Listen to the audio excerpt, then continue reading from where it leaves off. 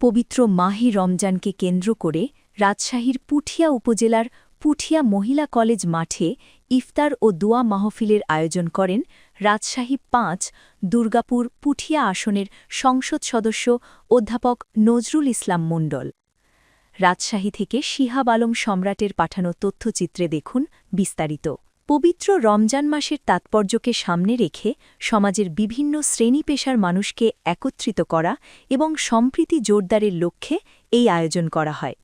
ইফতার মাহফিলে স্থানীয় গণ্যমান্য ব্যক্তি, রাজনৈতিক নেতৃবৃন্দ, বিভিন্ন শ্রেণী পেশার বিপুল সংখ্যক মানুষ অংশগ্রহণ করেন। প্রধান অতিথি রাজশাহী ৫ অর্থাৎ দুর্গাপুর পুঠিয়া আসনের সংসদ সদস্য অধ্যাপক নজরুল ইসলাম মণ্ডল বক্তব্যে বলেন, পবিত্র রমজান মাস আত্মশুদ্ধি, সংযম ও মানবিকতার শিক্ষা দেয়। এ মাসে সমাজের অসহায় ও দরিদ্র মানুষের পাশে দাঁড়ানো আমাদের নৈতিক দায়িত্ব। এমন আয়োজন সমাজে ভ্রাতৃত্ববোধ ও পারস্পরিক সম্প্রীতি বৃদ্ধিতে গুরুত্বপূর্ণ ভূমিকা রাখে।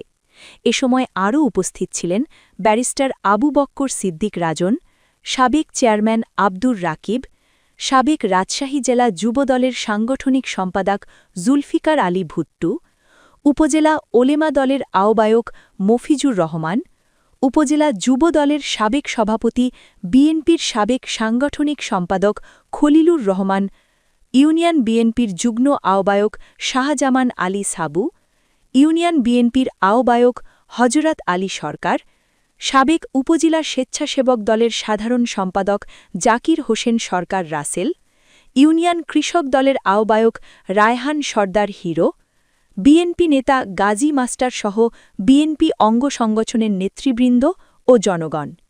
ইফতারের আগে দেশ ও জাতির কল্যাণ, শান্তি, সমৃদ্ধি এবং মুসলিম উম্মাহর মঙ্গল কামনায় বিশেষ দোয়া ও মোনাজাত করা হয়।